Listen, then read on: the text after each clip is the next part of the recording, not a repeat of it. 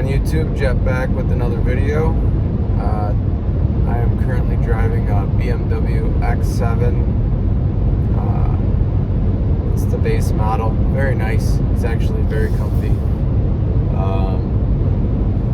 Currently driving from Spokane, Washington to Seattle, Washington. Before that, I drove from Portland, Oregon to Spokane, Washington, so pretty far drive. I've currently got around 600 miles on this thing, and it's amazing, truly. It's super smooth, probably the best BMW I've ever driven. A few things that I noticed that a lot of people like to complain about with these things are the seats. The seats are usually manual. Everything is manual. There's no electronic seats like most Mercedes that you drive. This thing has electronic steering wheel, so it's not manual whatsoever. Electronic leg extender, whatever the fuck you call those things. What else does this guy have? It has these nice, comfortable fucking pillows for your head. Nice quilted stitching, or whatever you want to consider that. 3 rows back here, and yeah, it's super duper smooth. Here's my driving from, as you know, Spokane to Seattle. It's pretty beautiful. You got a lot of farms, a lot of hills. Eventually we're gonna get into the mountains. That'll be nice and pretty. So out of all the BMWs that I've ever driven so far, which hasn't been too many nice ones, higher end ones I should say. I've driven the 2023 330i. I've driven it was a little tiny BMW coupe. It wasn't a Z, it might have been a 2 Series. That car I thought was absolute junk. And I believe I've driven a 328i as well. So obviously that shows you that those cars are not too special. But this car severely outperforms these other cars that I've driven from BMW, and I'm very, very impressed in what this thing does. Even the BMW X5, I've driven that as well. Base model of that, and it does not even compare. I take it back. It does compare. It's just smaller. A little less things that you have. A little less.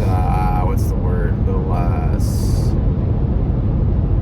gadgets, if you will, that you have in the car. Like one of the cool things that I really thought was neat about this thing was, in order to turn up the volume, one way that you can do it is literally just spinning your finger clockwise, and that will turn up the volume, and spinning your finger counterclockwise will turn down the volume. It's insane, and you can literally just go like that, and that will turn down the volume all the way, or all the way up. You don't touch anything on the screen, you just swirl your finger in front of the screen, and that happens. It's kind of a cool little trick that you can do with it. I'll be stopping at some restaurants along the way, or a restaurant I should say, not plural. Eventually I'd like to get this YouTube where I drive and eat food and do stuff like that. I think that'd be pretty fun. I mean, I drive lots of cool cars every single week. That's a huge perk with National. If you watch me enough, you'll realize I'll be commenting on National Rent-A-Car a lot. Since I travel for work, that's the company that I like to use. They usually supply you with a very nice car for a very, very standard rate. As you know, obviously I'm in a BMW X7. This car MSRP is around $76,000, if I'm not mistaken, 77. And that's without any options. You can option it up and get easily up to 90. Got a full sunroof up here too. It's pretty sick. It's very huge. It goes from literally right above my head here all the way to the back of the second row. So pretty darn huge. I've had a few missed opportunities on YouTube videos that I could have made for Mustang GT-H Hertz Edition, the new model that just came out.